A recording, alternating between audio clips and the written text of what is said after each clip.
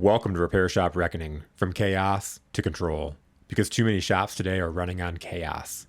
Phones ringing, technicians frustrated, front counters overwhelmed, owners buried in problems with nobody to call. Kevin Brown has spent over 30 years in the trenches, learning how to take that chaos and turn it into control. Shop owner, operator, consultant, leader. Through industry shifts, insurance games, bad hires, great hires, and lessons learned the hard way, this isn't theory. This isn't corporate training fluff. This is real shop experience, unfiltered. On this show, Kevin breaks down what actually works. Running profitable shops, front counter control, training technicians, negotiating with insurance companies, building systems that make your shop run instead of burn, and the mistakes that quietly bankrupt shop owners every single day. No corporate scripts, no sugarcoating, and yeah, somebody might get offended. That's okay. Disney's 2 doors down. But if you want the truth about this industry, buckle up. This is Repair Shop Reckoning, from chaos to control. Let's get started. All right, welcome back. So today we're going to do a pretty cool episode on something that keeps coming up and keeps coming up over and over again when I'm doing a reckoning on these shops that I'm taking on's numbers. You know, very first thing I do is go through everything front door to back door, like I've talked about several times, to make sure everything's correct. And 9 times out of 10, it's been not correct. And I'm finding all kinds of stuff. But one thing that keeps happening over and over again that I haven't heard anybody talk about yet, besides what I'm about to talk about, but I'm sure everybody's going to be talking about it. I was going to say, you'll soon. make it the hot topic. So. Right. So first, I'd like to start out with our phone training. So we're 5 weeks down training on some downstream on some of these trainings for these guys. And we've been getting really good feedback, and I wanted to read one of the comments we got back from one of them today. This is Justin at 281, which he's like, since we started going through this control framework, phone calls have become a lot less stressful. I don't feel like I have to answer every question anymore. Instead, I'm focused on asking better questions, listening, and guiding customers through the process. It's really simplified everything for me and made me much more confident on the phone and my life easier. How about that? You know, who knew? Yeah, right. My guys, I listened to Lincoln the other day, like I told you, holy shit. He took the guy right down the path, opened the gate, walked him into the corral, shut the gate, gave him the grain. Like, it was just like, wow, I just watched step by step unfold.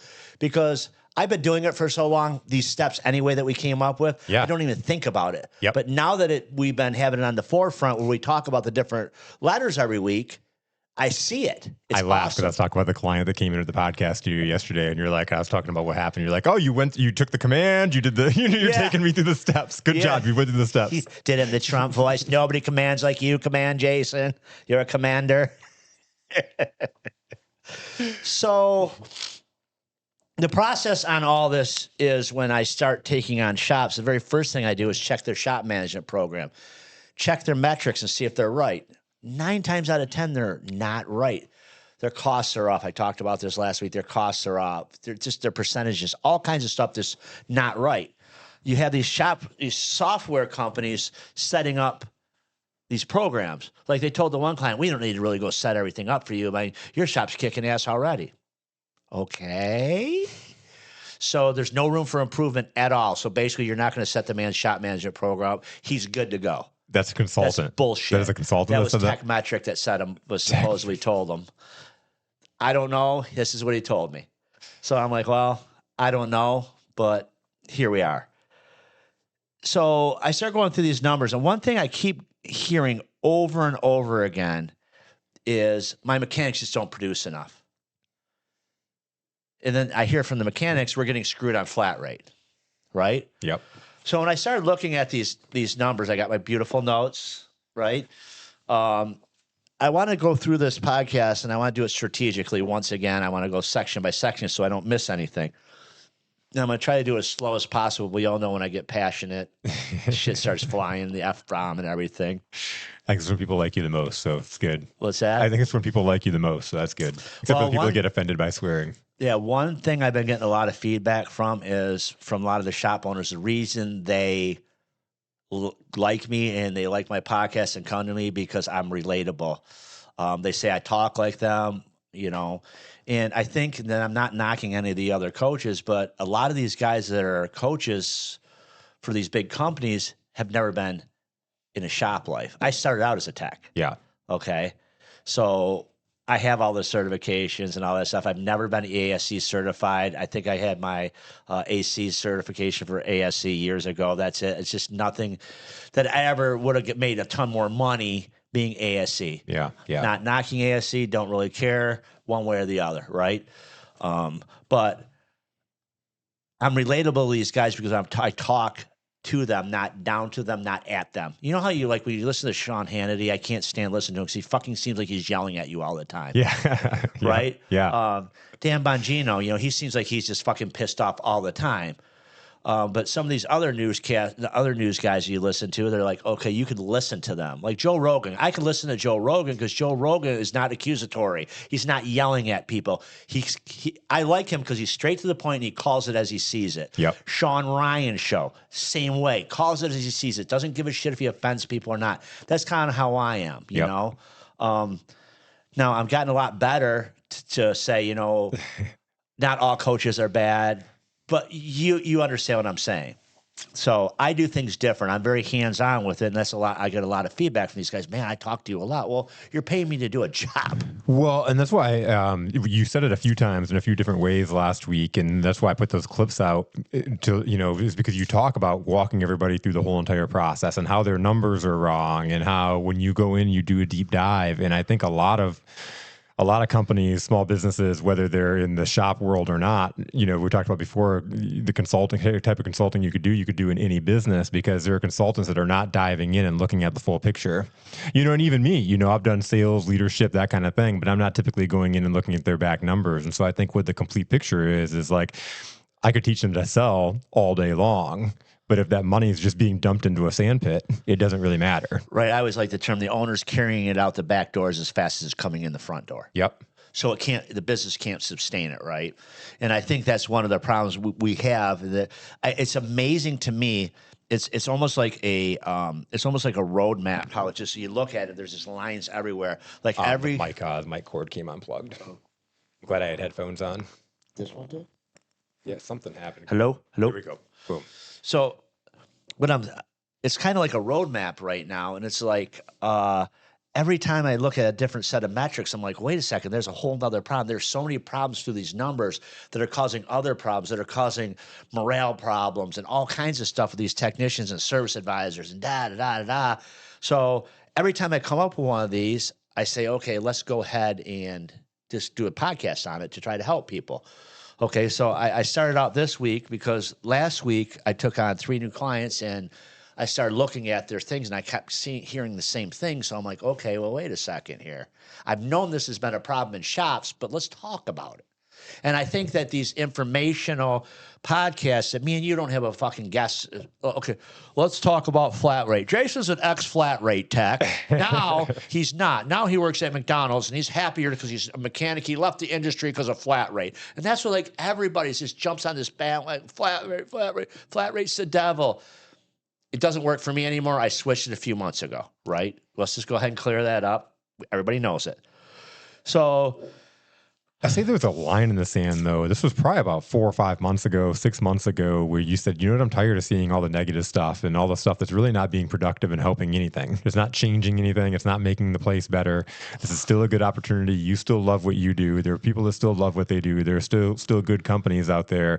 Let's create content that helps these companies change their industry, like change what their results, as opposed to just the bullshit that like doesn't empower them. Yeah, I hate that fucking word. I know. Every time we're not liberals. Every time I use that word now, I'm going to think of you. So yeah, there you go. You frustrate me, Jason. You frustrate me when you say that. Now I'm frustrated. But like, didn't you just sign somebody on that said, "Man, I've been rebuilding my business just by listening to your podcast"? Yes, episodes. he's like, I've got to the point now where I'm like I just don't know how to go any further, so I called you. Yeah. And the funny thing is when people call me, they're like, can you talk? And I'm like, yeah, what's up? Well, like, here I am, the guy on the podcast. Let's talk. Like, lately, I haven't been at the shops really here and there. Like this week, today, I showed up. It's Wednesday. Yeah.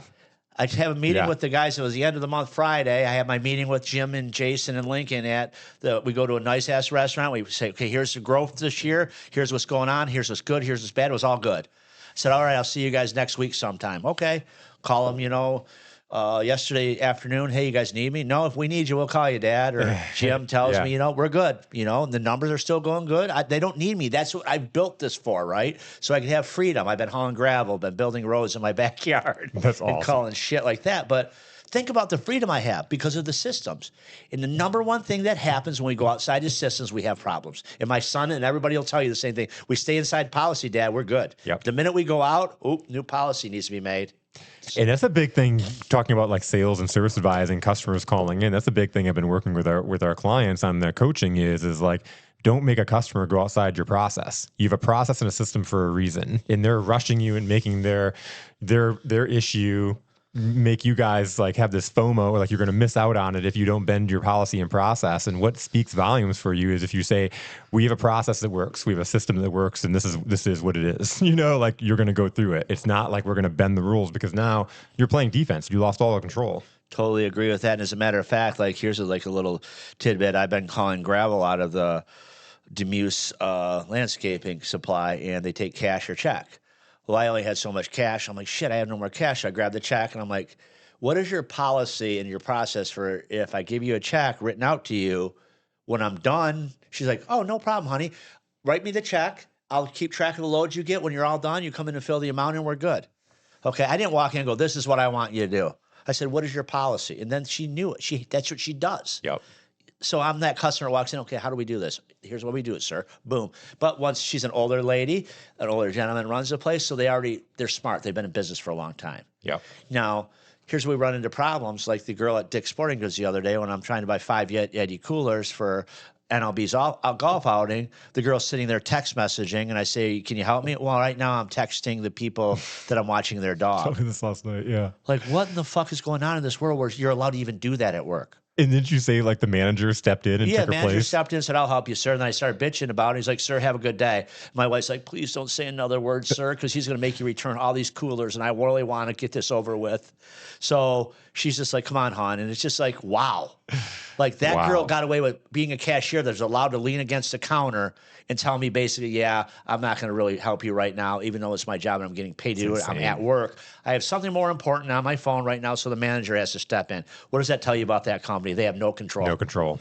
So anyway, our service advisor setting your techs up for failure is the big question mark, okay? You're expecting 50 hours, but only selling 30. This is happening a lot. Stop yelling at your technicians for not producing if you don't know the metrics. Okay, and here's the problem we run into. A lot of these guys' front-end programs are not set up right. They're not doing declines and stuff like that, so they have this artificially high, sell-through rate and all this stuff, and they're, oh, yeah. But nobody ever takes the time to go, okay, Jason only did 32 hours last week. What the hell is wrong with Jason? Nothing wrong with Jason. If we had good numbers, we realized we only sold 32 hours. Yep. And that was going on. And then like a couple of these jobs where the company only sold 32 hours for the technician that week. We're talking shops that don't have backlog, right? Most of these shops don't have backlog. But the guy sold 32 and the guy still did 40 because he had a job that he was finishing up for the week before. So he still finished that job and still finished the week, right? So my thing is like these guys are like, okay, we need to put another tech on. Put another tech on. We need more capacity. We need wait. Let's stop here. Stop the train. Pull the emergency brake. If we had good numbers, we would realize we have a ton of capacity because our guys are there 40 hours. We're paying them 40 hours, and they're producing 20 because our service advisors are only producing or selling 20 for them. So they can't produce more than you're selling. They can't go pull cars off the street and fix them and say, hey, I got you another 20 hours, right? Yeah. So this is where I talk about the service advisor as a gatekeeper of the business. And this is where a service advisor can make you and break you. And all the guys in the back are like, that's bullshit. Last week, they're like, you're full of shit. You're wrong. You're this, you're that.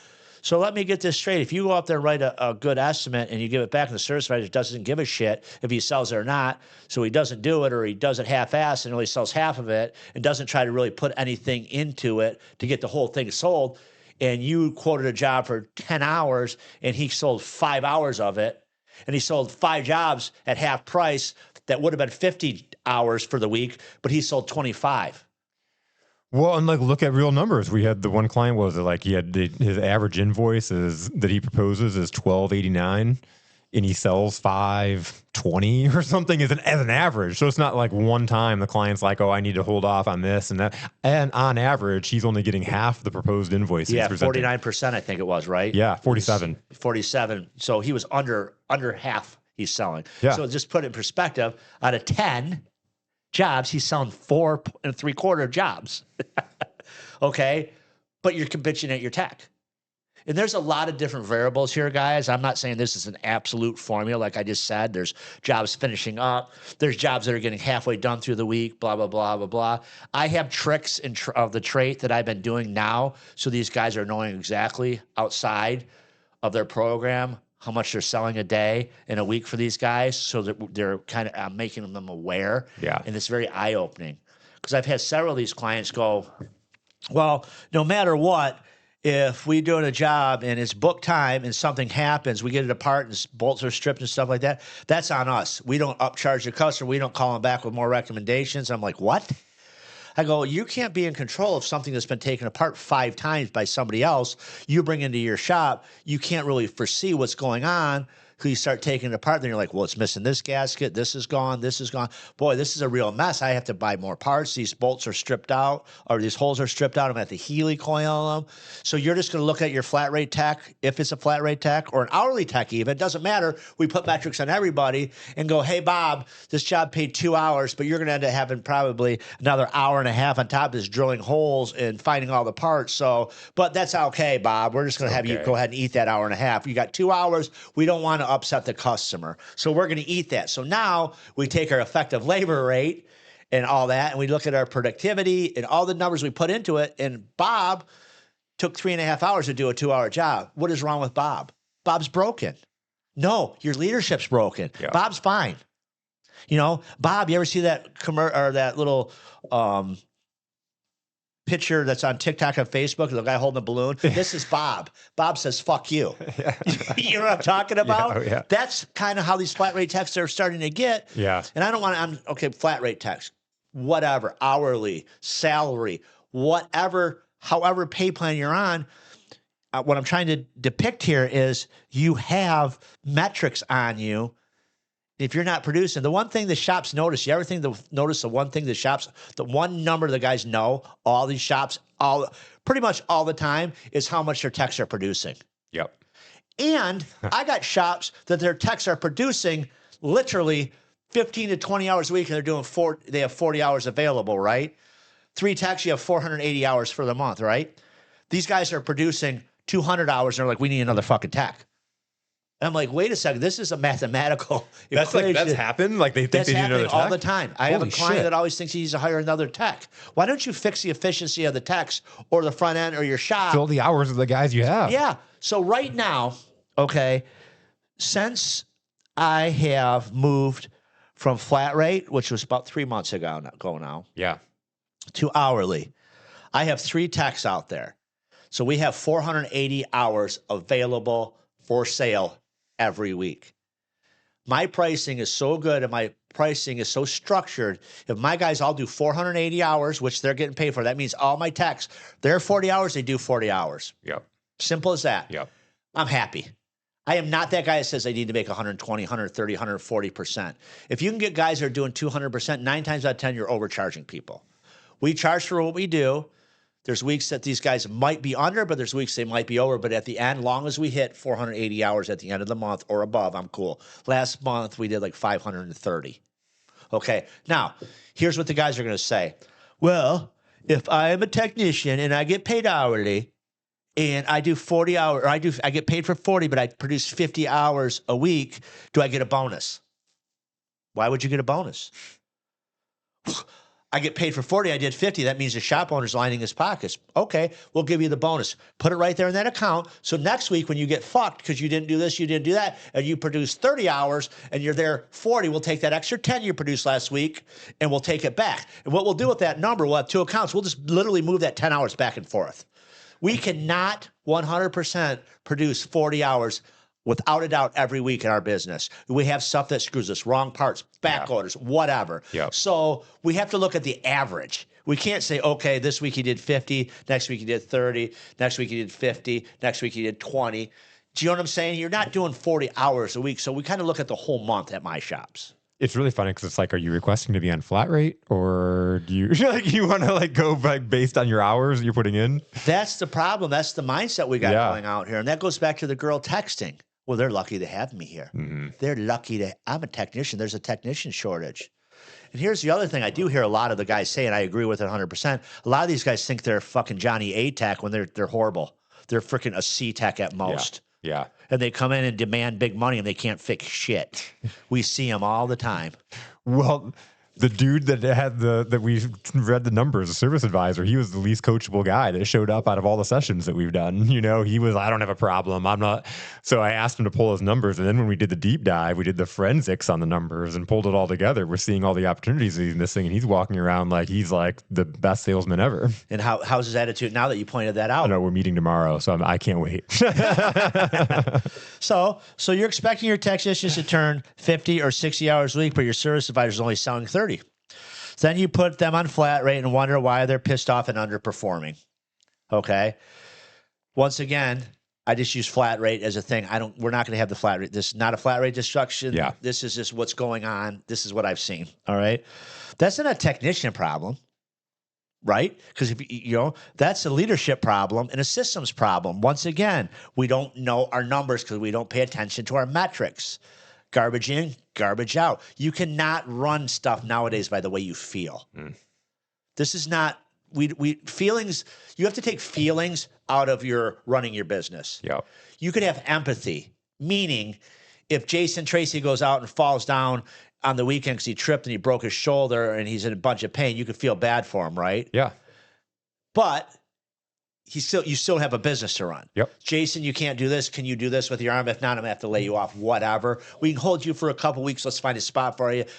Empathy, right? Yeah. But you can't say, well, Jason, you're going to be out for 10 months. Well, I'm going to go ahead and pay you because you're a nice guy.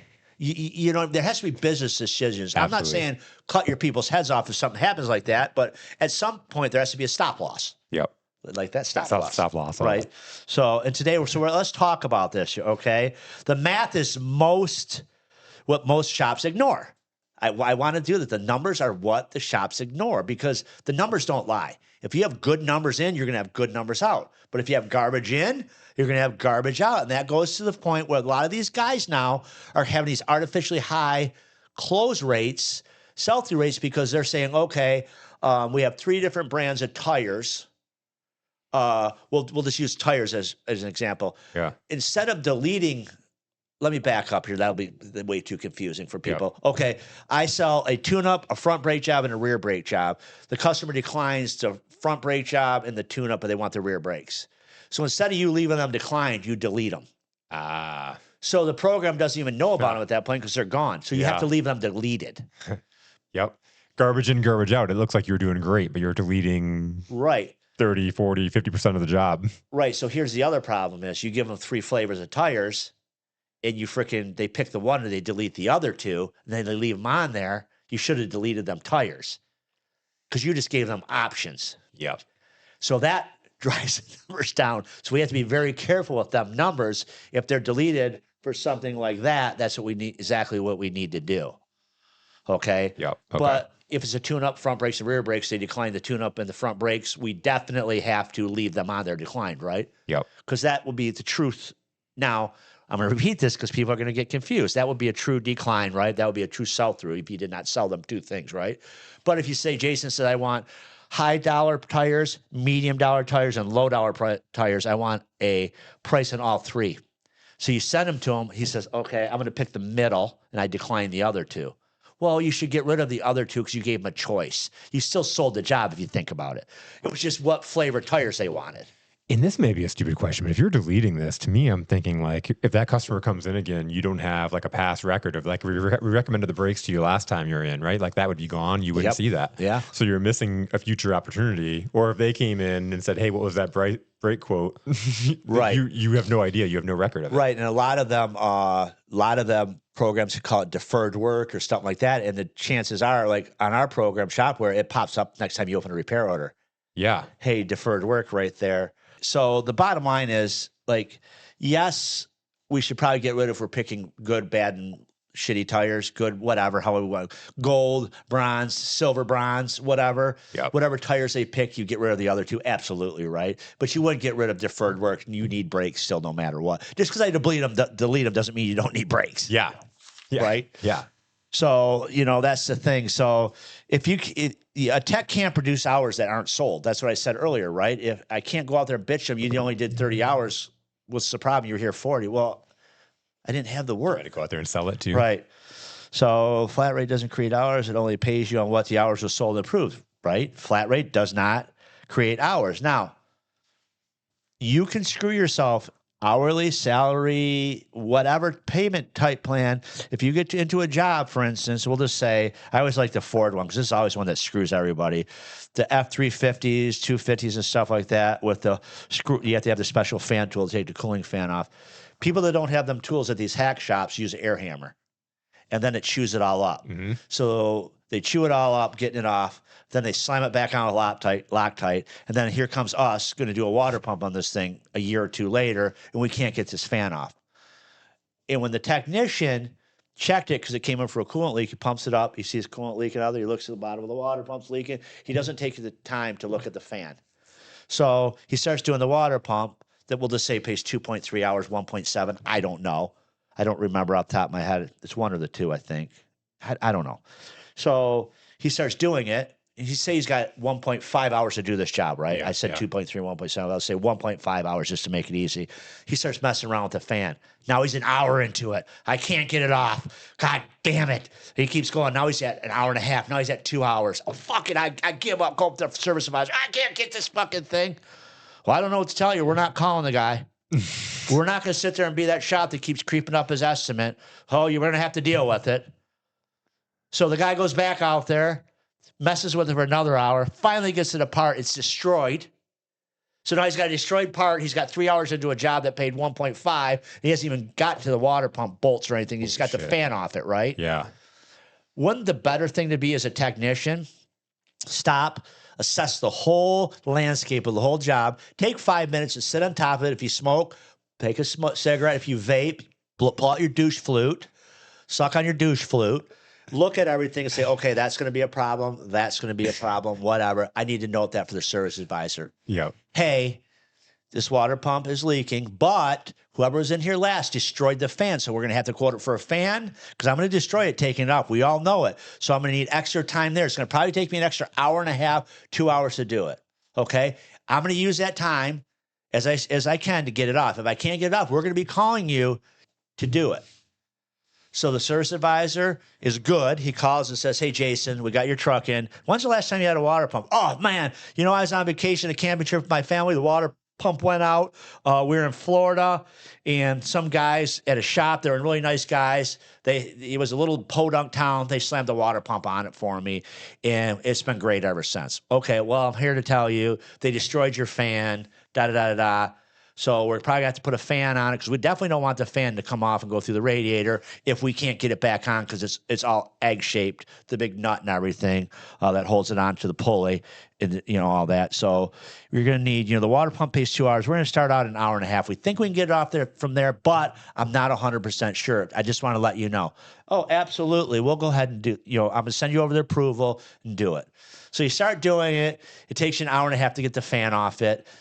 You do the water pump, you go to put the new fan on, you don't have a potential warranty problem or anything like that. Why? Because there's communication. Yeah, I can't convey this enough, okay? It's not always the service advisor's job. He can't say what he doesn't know. Yeah, yep. Right? If you're as a technician, don't tell him, how can he sell it? So even if he's a great service advisor, he doesn't have the information because you don't want to write a story. Ain't my job to write a story. It is your job to write a story because they can't sell what they don't know. Yep. So What I'm saying, it's not what I'm trying to convey here. It's not 100% the front end's problem. Okay. You could probably get your hours up on a lot of the cases by using your pencil and your eyes and looking at everything and say, hey, this is what up. So here's the other thing. What if you did write that up? Here's the other, we'll flip it now.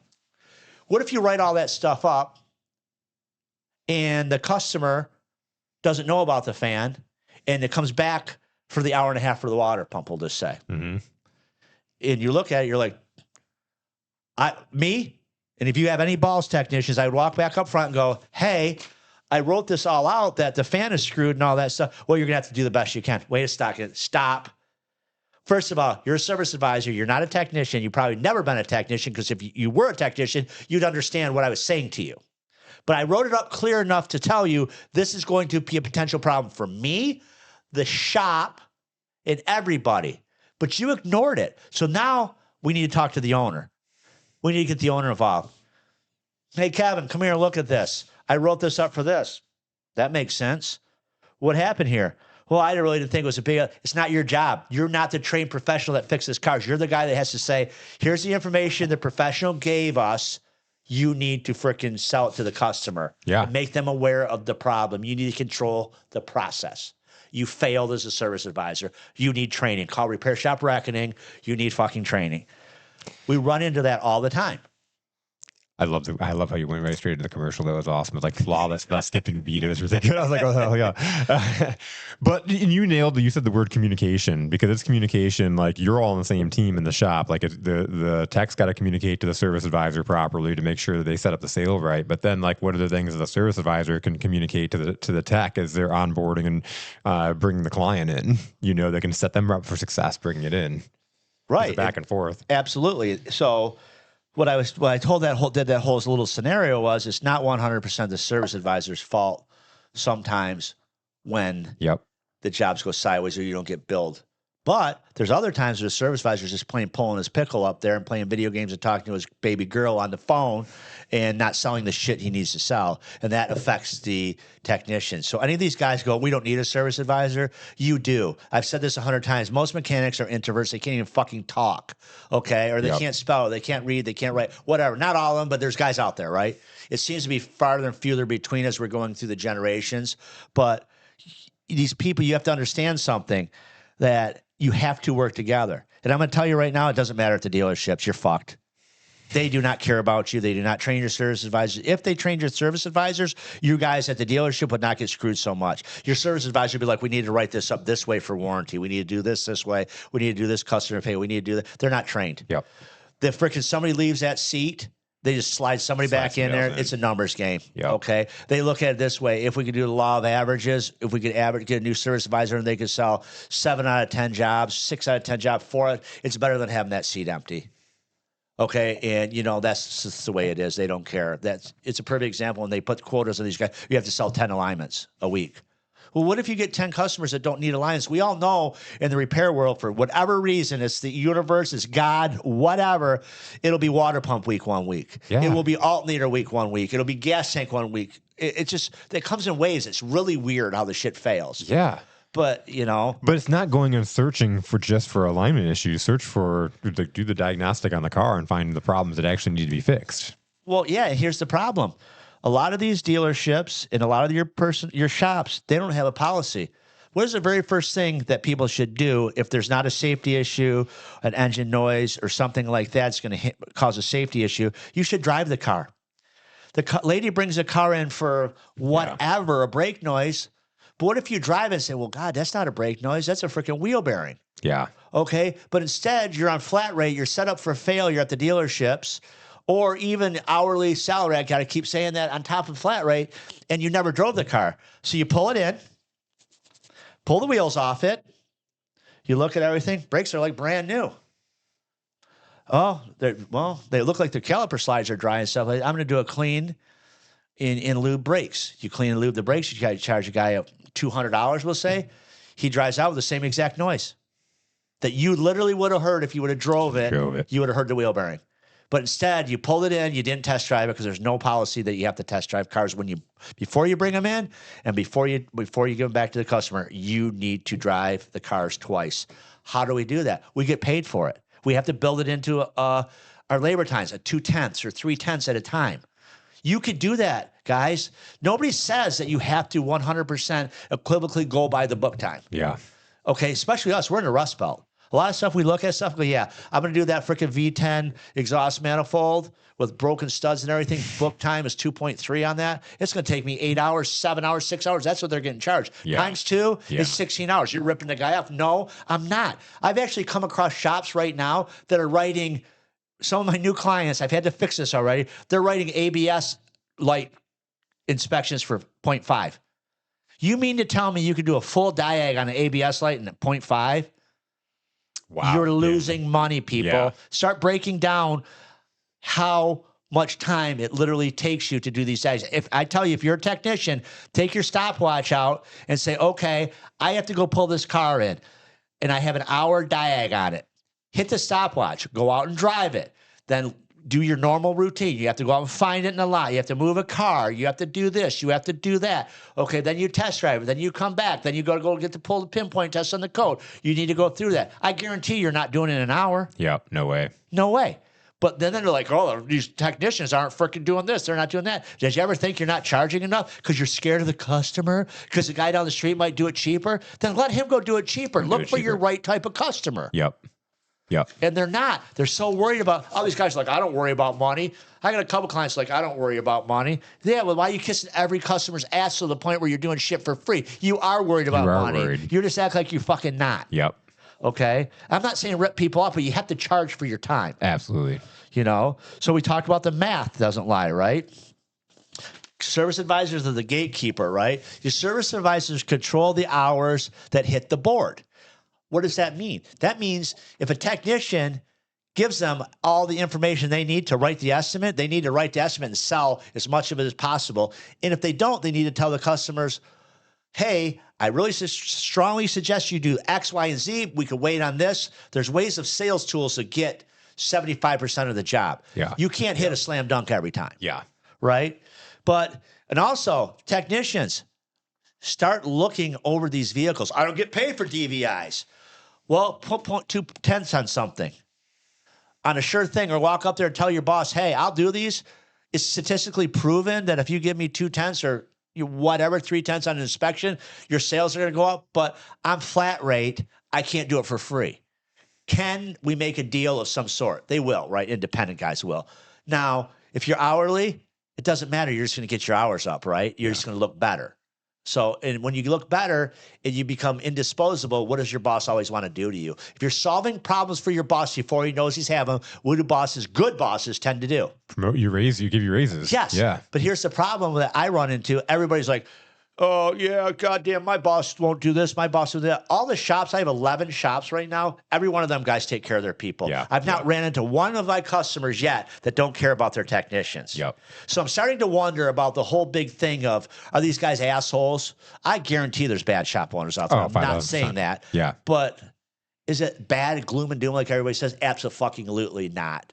Okay, we're here to tell you, a lot of people love what they do and they still love this industry and stuff like that. Are the dealerships ruining it? Yes, the dealerships don't care about you. You're just another number until you guys get them to get you off of flat rate and all their bullshit cut back times. Why the fuck should you sit there and do a job that pays 3 hours regular book time for Ford for 1.3? Because Ford fucked up on building it or engineering it. Why does it need to come out of your home personal bank account? Yeah. GM, Chrysler, why are you as a technician okay with these warranty times? When it comes out of your person, you do realize that you're saving Chrysler, Ford, GM, whoever warranty company you work for, dealer you work for, you're saving the big guy in the ivory tower who's a multi-billionaire money. You're giving the shareholders more money in their pocket on your back, on your family's missed soccer games, missed games, and everything. You're a chump. You need to push back. You guys all cry about it. You guys have the power. You just don't have the balls to do it. Start walking out of these dealerships. Everybody, start a Facebook group and set a date where everybody's going to sit on their bucket at the dealership and say, we're not fucking doing nothing because we're sick of getting screwed by all this shit, by all these manufacturers. Like, you're not in charge as a technician of designing this stuff. You have to fix it, though, when some guy that's making 3-4 times what you are making is designing it, and he wants to change a wheel that used to be round for 1 billion years. Now he wants it square so he can put his name on it. I'm the guy that maker of the square wheel. That doesn't work. All of a sudden, here comes Bobby, the flat rate tech, going, hey, Bobby, you know, it's 0.5 to change these square wheels. But since ass fuck over there on TikTok said he could do it in 2/10, our interns found that. So now it's not 0.5, now it's 2/10. So now you're doing it for 2/10. Like, guys, screw your balls on. Deal with the shit. Don't put up with the warranty stuff. Great. And they do chargebacks on these guys. They'll put the warranty time back. They'll get paid for a job. Then go, hey, I got to take this out of your check. It got charged back for warranty. So some guy in an ivory tower decided that what you did he doesn't like, so he's going to take it right out of your family's bank account. And you guys all put up with this. So instead of fighting back and making the industry better, you guys are all crying, I'm leaving. The industry's mean to me. Let's talk about it. Let's have a podcast. Let's talk about how bad this industry is. Independent's where it's at. Independent shops where you got owners that care about their people is where it's at. The dealerships is not where it's at. They treat people like dog shit. Let's face it. And if you're good, you can find a job anywhere you can go from. We've talked about in detail how you found your opportunity in major opportunity. You know, there's opportunities like that. If you're good, if you're as good as you think you are. What is out there right now? What does everybody say? There is a tech shortage. If you walk out of the dealership and go to an independent shop, chances are you're going to probably make more money, and you're not going to have to deal with all the bureaucracy bullshit. Yep. And eventually the dealerships are going to have to change their code. They're going to have to start paying people. But right now, you guys at the dealership, look at Curtis. Yeah. He was a dealer guy. All of a sudden, now he's independent. He's like, it was the best move I ever made in my life. Okay? So now that we shit all over the dealers, but, you know, back to what we're talking about, you got poor systems, you got blind owners. You got owners that maybe made a little bit of money or they don't really know what they're looking at. So they just basically have no systems in place. They don't know what their service advisors are selling per day. They don't know. All they know is they need more money because their boat needs freaking a new engine. Yep. And they might as well replace the other engine because it's a twin engine. They might as well just spend the extra money and just get it all done at once. But they look at it and go, well, wait a second. I don't have enough money to do that because Jason and Kevin aren't producing enough hours. You guys need to work faster. What the hell is the problem? Now, I'm not saying mechanics aren't some of the problem. The technicians aren't some of the problem. Missed diags, warranties, whatever. Yeah. But it's not, the percentage isn't higher than the service advisor not selling the hours. Yeah. Yep. You know, so here's the other thing. Poor systems lead to poor hours, right? Because you don't know your numbers. And also poor owners when they're not doing their marketing right, so they're not getting people in the door. Or they do the great marketing. Once again, we go to the service advisor. Bob's Tire, Frank speaking. Hey, I got a, what, bud? What'd you say, partner? Well, you know, I think I got a death leak. You don't even know what death is? What'd you say about your wheel bearing? Hey, Bob, let's come and listen to this dumb fuck on the phone. And then you wonder why you have no appointments because your people answer the phone like that. And it happens more than you think. When you're not there as an absentee owner, people start to adapt to their own styles. Absolutely. Okay, that's why we have phone scripts. That's why we have a lot of different things we put in place so we could go ahead and put these policies, these SOPs, so the service advisors do it the same way every time. So we're not there, and we come find out. We call it secret shop, or call our shop once in a while, and they don't answer the phone with the script. Go, hey, what's the problem here? You have a script.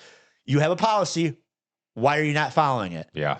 Do I need to write you up? No. Okay, then follow the damn policy. But a lot of these shop owners think, oh, I'm making enough money. I'm not going to go there. Everything's running good. The bank account's full. Everything's great until it's not great. Yep. And you've heard me say this before. I'm the best business owner in the world till we hit April of this year, when all of a sudden I'm like, man, we're quiet. What's going on? Yeah. Whew. What did you guys do? You service advisors, what did you do? You know, how'd you answer the phone? Have you made people mad? I don't worry about that in my shops because I know my guys do their job when I'm not there. Yeah. But a lot of these shops, the owner's the problem. A lot of these shops, the owners are such a micromanager, nobody can even do their job. And a lot of times they're selling out of their pocket too.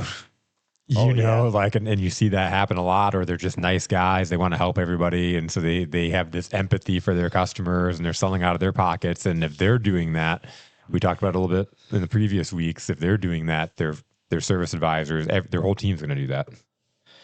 Absolutely. And that I see it all the time when, I talked to a client last week and he's like, man, I just think, it's really hard for me this is a Michigan shop. He's like, it's really hard for me to compete with this shop, this, MSO, this kind of like, I don't really want to say a name. They're doing brakes for X amount of dollars.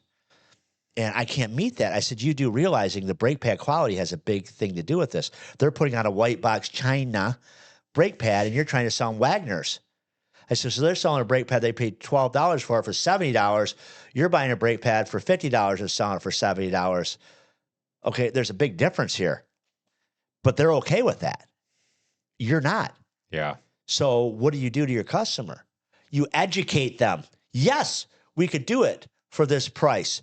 We're more because we use quality brake pads. We have a lifetime warranty on our brake pads. Well, they have a lifetime warranty right up to the point where you come back and, well, your rotors cause your brake pads to wear out. Your calipers cause your brake pads to wear out. We're honest. We're a mom and dad shop. We're a family business, which I don't really use that anymore because nobody really gives a shit. They care about price. But now you're dealing with emotional things, stopping power, stuff like that. A lot of these companies, they don't sell burnish the brakes, which if you look at most of the manufacturers now as they're coming in, that is definitely a procedure that has to be done. You need to bed them into the calipers. You need to burnish the brakes. And it pays 0.5. So you could get 0.5 out of a brake job by the manufacturer's recommendations. They're saying you get full braking power, stopping power if you do this. Go look it up. Yeah. I'm like, okay. Not all of them are like that, but there's a couple of them like that. I'm like, okay, so you can get a half an hour for that. Now all of a sudden your brake pad's a little bit more, but you build value into the job. Okay, it goes hand in hand with the guy last week. Did you see that one post I put up, or you put up with the $6,000 estimate? The guy said, oh, hell no, but $7,000, he said, oh, hell yes. Yeah. It was a matter of the verbiage. Somebody had the balls there and go, why was it $1,000 more? I don't fucking know. Maybe because the other price didn't have their pricing right. I don't know. Maybe they missed something. But the bottom line is the customer bought $1,000 more on a job. Okay? Because of presentation, value. He liked the value. He liked the look of the repair. He liked how the explanation was. Yep. Nobody wants to buy when they're confused. And some guy hit it right on the head. He said, nobody buys when they're confused. And think about how disjointed some of this shit is that these people, like that piece of shit that we had in here, that invoice we had in here a few weeks ago. That confused me. Oh, my God. So if you have a guy that's talking fast and hands you a piece of paper that you don't even understand what it says, are you willing to give him money? No, that was a fun one where we went over the fee and all that kind of stuff. Yeah. But would you give a guy money when you're all confused when you're trying to buy something? You like to know what you're getting for your money. It's kind of like these doctors come in, and I've used this analogy before. They come in, they use all these big words and all this stuff. Before ChatGPT, you're like, wow. Okay.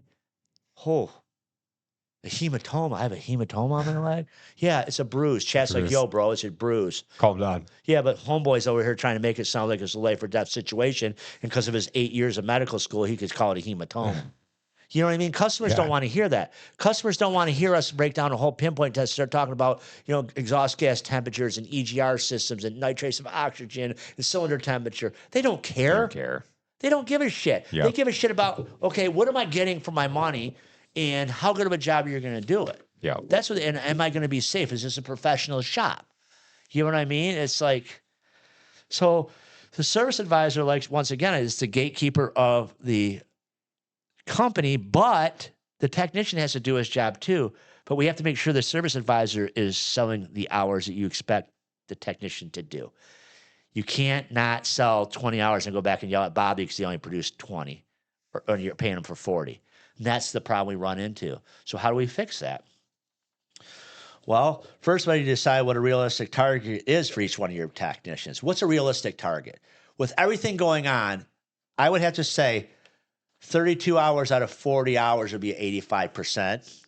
Anything above that, I consider that to be pretty good. Yeah. Man, this guy has low expectations. Think about it. If you have an hourly tech, you mean to tell me that he's going to be able to do tit for tat. For every hour he's there, he's going to be producing an hour. It's going to be tough. We do it, but there has to be good variables. There's some weeks that you just hit 35, 38, but the next week you might hit 45. Yeah. It all ebbs and flows. So some of these guys are like, well, what I do is I have them punch in and out on each job. I don't like that method because it causes chaos in their front office because they're like, hey, hey, I forgot to punch out on this job and I went over to this job and now, can you fix this? Now the service advisor's like, fuck it, hey, I got to stop and change this. And they really don't even know what times they actually spent on anything because it's so convoluted now. So now it's a guess. Yeah. Not to mention, okay, what if you did give a guy a tech at a job for 2 hours and it took him 3? Do you take him out back to the whipping pole? Or do you sit there as an owner, which none of you guys do, and sit down and pull all the repair orders out for this week and say, okay, everything went perfect. He punched in and out on every job. We paid 2 hours on this job. We got paid 2 hours on this job. He took 3. What happened? Well, this happened. My wife called. The bolts were rounded off. I had the service advisor. The parts weren't here on time. It was the wrong water pump. We put it back. We had to send it back and get another one. There's a lot of different things that can happen in a shop. Yeah. And here's where I'm a firm believer in this. I understand this because I was a technician. Okay. A lot of these business owners are coming out now the other way where they just buy a shop because they think there's a lot of money. There's a guy around us that was an accountant that sees how much shops made. So he bought 3 shops. He's destroyed them. Oh, wow. He bought really popular shops that were kicking ass. He bought them and destroyed them. Okay. There's other guys that were mechanics that became business owners and they're just as dangerous. The only thing different with them is they can actually fix the car. They can't fix their own numbers. And that happens a lot. So if I'm going to say anything, and I'll be completely honest, I've learned a lot in the last year just talking to different shop owners of like looking at the numbers in different aspects.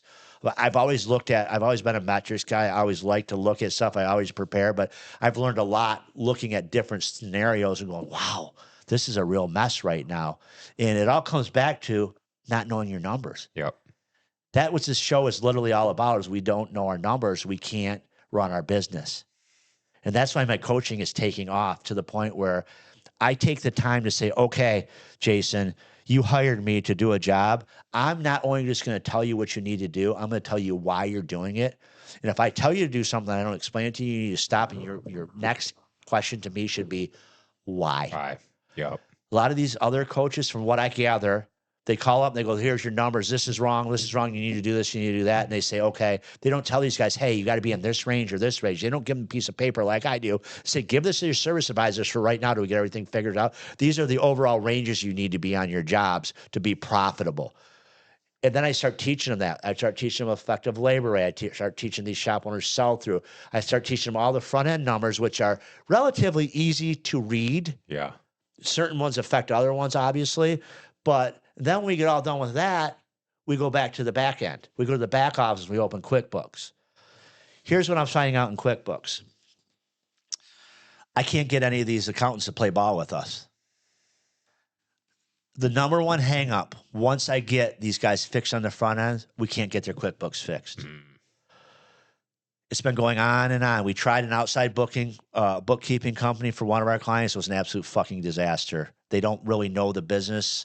Even though they're good at accounting and good at numbers, there's certain things you have to know about our business to kind of make sure stuff's right. Yeah. They don't do it. So what we ended up having to do, we have such a need with our clients need bookkeeping now. We started Metrics Accounting Services, which is my wife, because she does all of our books at all of our companies. So we have our systems. So she started an accounting company to start taking on our clients to fix their back end books, because we can get everything fixed up front. Yep.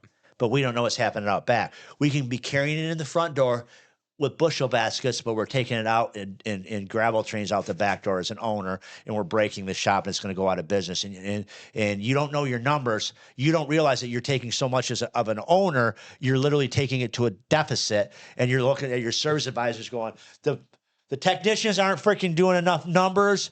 And the service advisors not knowing is going to be like, yeah, Jason's over there on his phone. He's this, he's that. And I'm like, well, I look at some of these shops that I go to, and the technicians are running around like maniacs. And the service advisor's up there smoking a cigarette. Well, wait a second here, buddy. What do you got going on here? Then all of a sudden we get the service advisors producing. All of a sudden the hours are going up with the guys. Or we fix the guy's story so they give the guys the information they need to write to sell the customer, and then it fixes it. So it kind of goes back. It's like a teeter-totter. Yeah. The shops, so I always tell them, pump the front, fix the back. Fix the back, pump the front. What does that mean? It means go back and forth, guys. Teeter-totter. Go work with your service advisor as an owner. What are you doing? Get phone training. Get these people trained like we're training them. Then go back to your technicians. Hey, okay, where are you having a problem writing your repair order? Give them the information. If you're a tech, you should know. If you're an owner and you're a tech, you should know how to write a repair order. If you're not, hire somebody to teach you. It will save you lots of money. You will stop giving and bleeding your money away.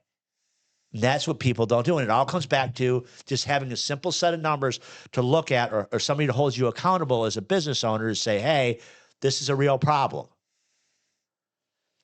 You can't fix what you refuse to measure. That was the episode, the title from last week, and this just really ties into it. If you're not watching it or measuring it, how do you fix your business? Right. So think about this.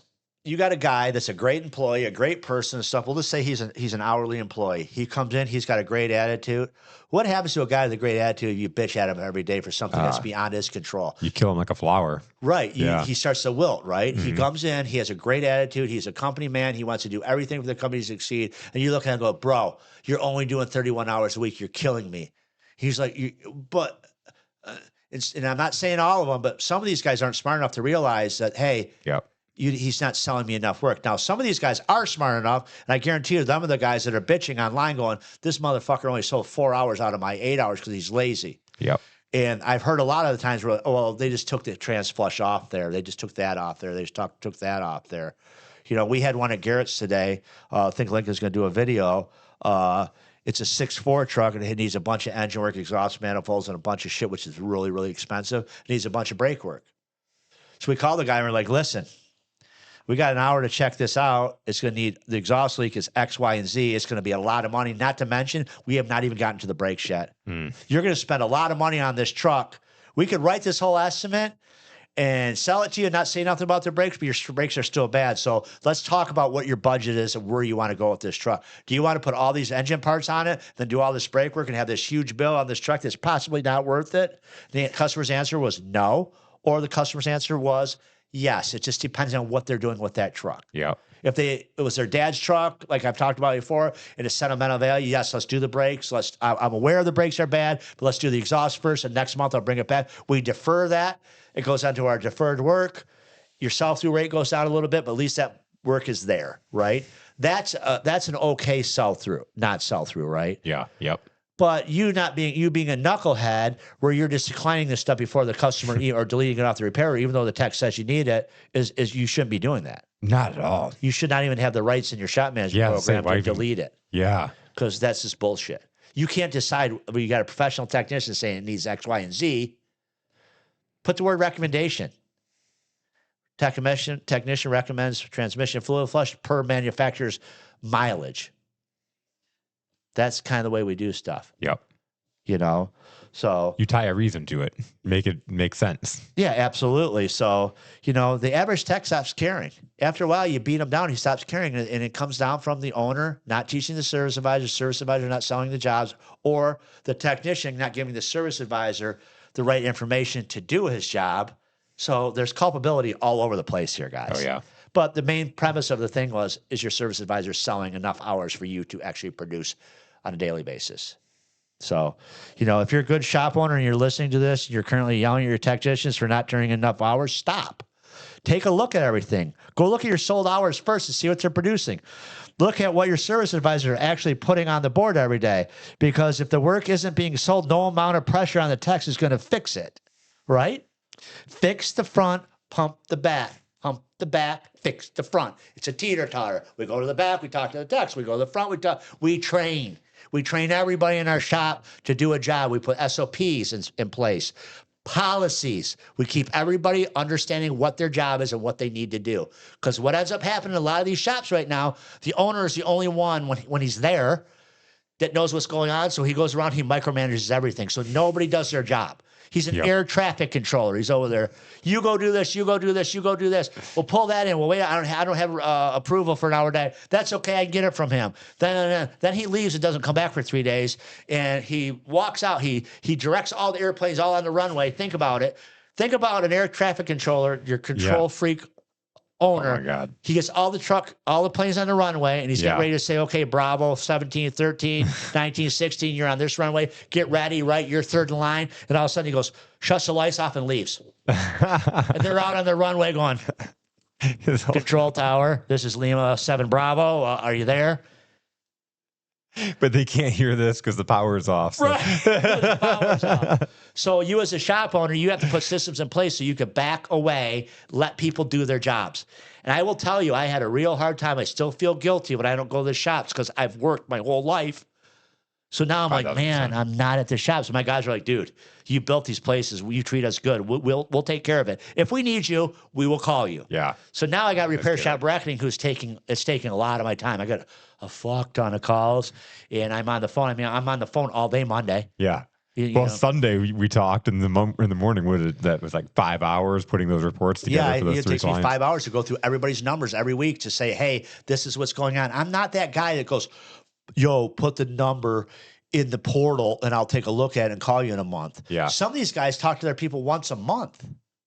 Okay, I talk to them several times a week while we're first onboarding them into getting everything fixed, what they need to do. Then we talk every week, a structured meeting. We have one goal, and we deal with it. But we're getting results. And I even say, fuck, and I still get results. And I love so I love sometimes like pictures get really clear. Like we're literally going through and giving them the full diagnostic. It's not just we can repair we can fix your brakes here. We can fix your front counter. We can do sales training. But that might not fix the whole problem. There might be a deeper problem than that. So there's a full diagnostic you do when you onboard a customer or onboard a client, and you look and see where are the areas where do we need to start? Right. Because like it doesn't make sense to start with sales training if you're hemorrhaging money over here in the back end or you don't have your margin set right. Right. And here's the other thing we ran into. We've called clients and we've started the phone call training portion of what we do. In the very first meeting, the service advisor flames out and quits. Then we call the owner and we say, let's have a meeting about this. And they say, well, she has anxiety or he has anxiety. He has this and he has that. Yeah, you know what you have, ma'am? Sir, you have a 49% close rate. You have an empty bank account. And now you know what the problem is at your company. Now, here's where you being a business owner, I talked about earlier, Jason broke his shoulder. I can help you for a couple of weeks, but I can't help you for a couple of years. I'm a small business. Get rid of that person. Yeah. If they're telling you, I don't want to answer the phone, I can't stand this, the anxiety is killing me, and I have a 49% sell rate, and I don't like talking to customers, I don't like selling jobs, I don't. When do you just say, as a business owner, this is going to hurt me more than it hurts you, but I have to let you go? Yep. It's no different than you. That came from when you would go spank the kids back in the old day. This is going to hurt me a lot more than it hurts you. I mean, it's going to hurt my feelings that I have to spank you, right? Yeah. There's no difference. Like, okay, you're not doing what you're paid to do. The metrics are there. I looked at them because I looked at the numbers and I'm like, you have a 49% sell through rate. We need to figure that out. We figured it out the very first phone training when the person was sitting there all pissed off About being on a training. Being on a training. I don't need training. Yeah. Yeah, baby girl, you do need training because you got a 49% sell rate. You're selling 5 out of 10 jobs and your owner's going broke. And your owner trusts you to do a job and you're not doing it. Now you have a shitty attitude saying you don't need training. And I like the other ones. I have a lot of training experience. I have trainer certificates. Don't care. Don't care. Don't care. Don't care. I have 26 years of experience. Don't care. Don't care. Okay. Could be bad experience. Yeah, techniques that used to work several years ago don't work. Okay, dentists always come out with new ways to do fillings. There's new procedures, ongoing training they call it, right? Yep. You mean sales is sales is sales? Okay, not true, because here's a perfect example. Some of these young kids don't even want to talk on the phone. They're okay with getting a link, clicking a link, going, okay, this. There's the price. They never even talk to you. Then there's other people that want to talk. Yep. Now, I will tell people something. Text message is the easy way out for people that don't like to talk. But with text message, you cannot check people's temperature. You don't At know if all. they're mad. You don't know if if they're not angry, they're mad, they're happy, they're sad, whatever. We've seen it 100 times between me and you. You've said something to me. I call you up like, what the fuck do you mean by that? You're like, what? You tell me. What? Yeah, and yeah, you've done the same yeah. to me. You're like, dude, what's your problem? Yeah. And I'm like, I don't have a problem. Yeah. Yep. Yeah, no, that happens. And so like it could happen for you from the customer interpreting that. It could happen the customer thinks you're being a jerk or whatever, or misinterprets what you're saying. It's text. You're not hearing the tone of the voice. If you're in person, you can see people like rolling their eyes, or you can see like their energy. You can see if they're engaged. Like there's a whole thing. It's a whole complete picture. Right. And that's why we do video calling. Yep. When we do our meetings or our training, we freaking get them on the other side of the screen. There's actually a stat, and I'm going to butcher it. It's you learn 15% by reading. You learn 50% by tone of voice, but you can learn 80% by 80% is body language. Yeah, body language. 80% is body language, micro expressions, and all that stuff. I agree with that 100%. I just listened to a book that talks about different types of learning. Yeah. And I'm going to butcher this, but he talks about Einstein talking about a goldfish trying to have him climb a pole. And he can't climb a pole, so you tell him he's worthless. He's never going to climb that pole. So what did you put in that goldfish's head? He's worthless. Yeah. But that goldfish, you put him in the water, he swims around faster than, we'll just say, a freaking rabbit can in the water, right? Yep. So everybody has their type of learning is what my point is. I'm a hands-on guy. I'm a visual learner. I listen to audiobooks 9 times out of 10. I cannot sit there and read. I cannot hold my focus long enough to read, but I nonstop listen to informational podcasts and stuff when I'm driving around my truck all the time. Yep. My wife's like, you listen to some weird shit. And I just listen to all kinds of different stuff because your brain's a sponge. Yeah. Do you realize everybody's a genius? It's just a matter of how you're going to get the information in your head. Yep. And how much drive you have to get it in your head. Yeah. As I got older, I'm a sponge. I want to learn. If I get interested in something, I learn it. Okay. We morphed into just something way more than we ever did. I started out by coming on your podcast. Yeah. Then I'm like, I want my own podcast. I hired that studio. I didn't like them, the way they did things. Then I built my own studio with you. And now we have the podcast. Now we have a consulting company. Now I just opened an accounting company. My wife did. Like, we just kind of fill voids where people need it. But the one thing is, we actually do what we say we're going to do. Is that not something in today's world? People do not do what they say they're going to do. 5,000%. It is crazy. It's a low bar of entry. You would think, but it's just doing what you say you're going to do. Yeah, you're right. So back to the service advisor, guys. Go take a look at your front numbers. See how much your service advisor are actually selling. And if you don't quite know how to do it, put everything in a pile, all the paper, have them print every repair order, and then put it on your desk and go through it and start looking at what they're writing and what they're trying to sell and how it's being sold. And you'll probably figure out that you need some help, or you can help yourself. But the problem is everybody gets on autopilot. Set it and let it go and forget it'll work. People, you always have to pull people in. I sent a group text message to the Garrett guys today. Hey, guys, I noticed the pictures are a little bit low. I pulled up a repair order the other day. That we did a job, there's no pictures. What's the problem? Oh man, they're on my phone. I forgot to upload them. That's great, but you know what? Bonuses are coming out for the month sales for the service advisors. If I see this again, there's going to be a problem because we put pictures in there to cover our ass, and they've saved us a few times in the last few months again. Yeah. We just had a motorhome come in here. The guy was in here 4 months ago. The guy messaged us and said, hey, the camera cover is missing off the right side. We're like, okay, we did the left side. Well, I think the camera cover came off while you were working on it. We went back to the repair order, pulled it up. Guess what? No camera cover. No camera cover on the intake pictures. We sent it back to him, sir, that camera cover was gone.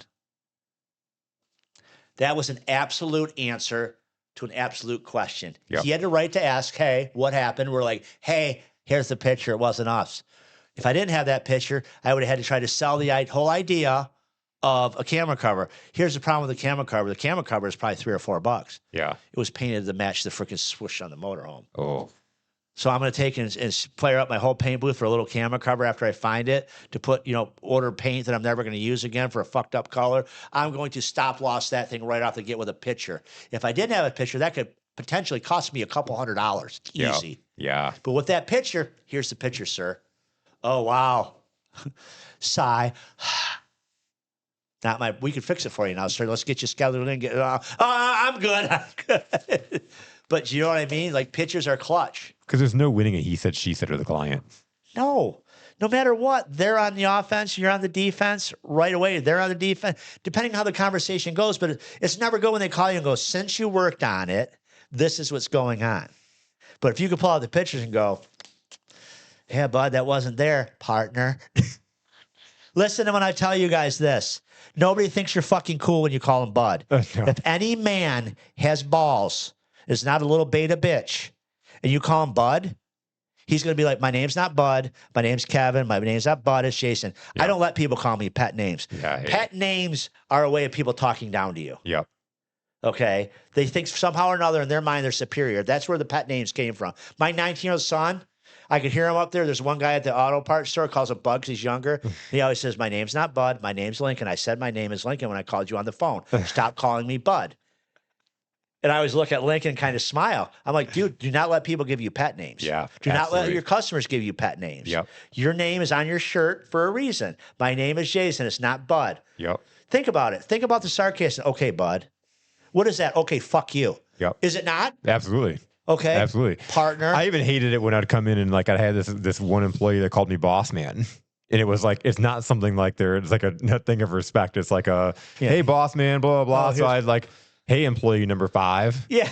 And she's like, what? And I'm like, that's your name, right? Employee number 5? Hello, ex-employee number 5. Hello, ex-employee number 5. But, don't let people do that. People have to learn respect back in the day. Yeah. Back when we were younger, and I'm 55, you get your ass kicked around your mouth at school. Nowadays, you get a participation trophy for going and tattling. Tattling. So, there's just a lot of things that in this world, as business people or service advisors, stuff like that, you need to be very professional to your customers. Don't let them give you pet names. Don't let them talk down to you.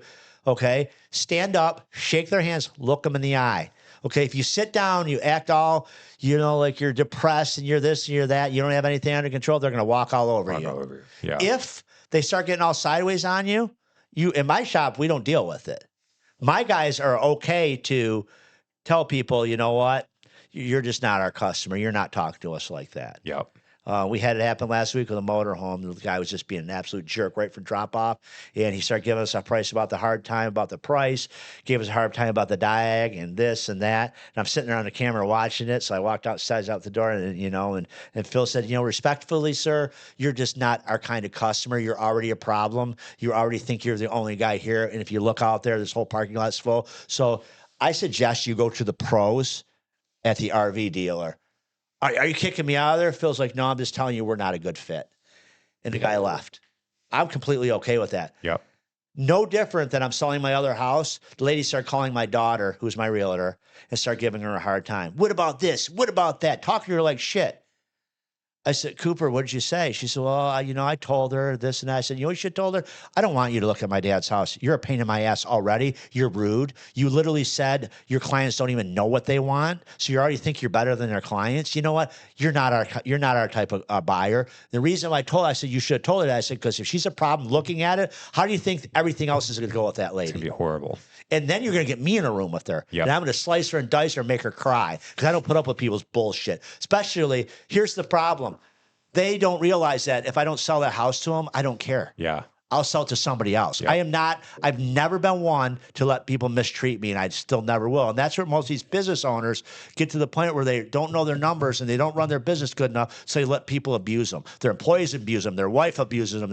Everybody abuses them because they're little bitches. They don't stand up. They just rather I can just take it. Get to know your shit. Deal with your shit. Look at people and go, no, we're not doing that. Once you fix your numbers, you start making enough money, that gives you freedom. I talked about this, okay? And it all comes down to you starting at the front, fixing your service advisor, teaching them, training them how to sell enough numbers. Therefore, it's going to go to your techs. Your techs are going to produce enough work if they're good guys, which 99% of the guys want to make money. Let me here to tell you that. Yep. All of a sudden they do that, and guess what happens? It all flows through Trickles down. right down to the bottom line. You make money, everybody's happy. But instead, you want to be like, yeah, I'm going to my lake house. I don't really know what to tell you. You guys need to do more hours. Service advisor number 2, how much you sell? Oh. come back down, come back as a business owner that doesn't know his numbers. God damn, you only produced 25 hours last week? I did everything. I worked my ass off. Yeah, this is bullshit. I can't put up with this with you. You don't even have to replace you. You can't produce more hours. You walk up to the front, service advisor. What did you do last week? I sold everything that came across the desk, boss. Which rightfully so, they might have or they might not have, right? The mechanic might have wrote him up shitty. It would have been on him. I told that earlier. It's a teeter-totter. Whose fault is it? Yeah. It would go case by case, wouldn't it? But once you do looking at the repair orders, you can figure it out pretty quick. And that's where the business owner comes in. Run your shit. And they don't run their shit because they don't know how to run their shit. They're a technician. They bought a shop. They don't look at their numbers. So I don't know how many different ways I could say it. It's a teeter-totter. Is it the tech or is it the service advisor? From what I've seen from the start here, let's talk about the service advisor. We can talk about the techs later. Yeah. Yep. All right? That's a good one. All right, you guys have a good day. All right, that's going to do it for this episode of Repair Shop Reckoning. If this helped you, please make sure to subscribe so you don't miss what's coming next. We drop real conversations, real systems, and real solutions every week. We'll see you back here next time on Repair Shop Reckoning.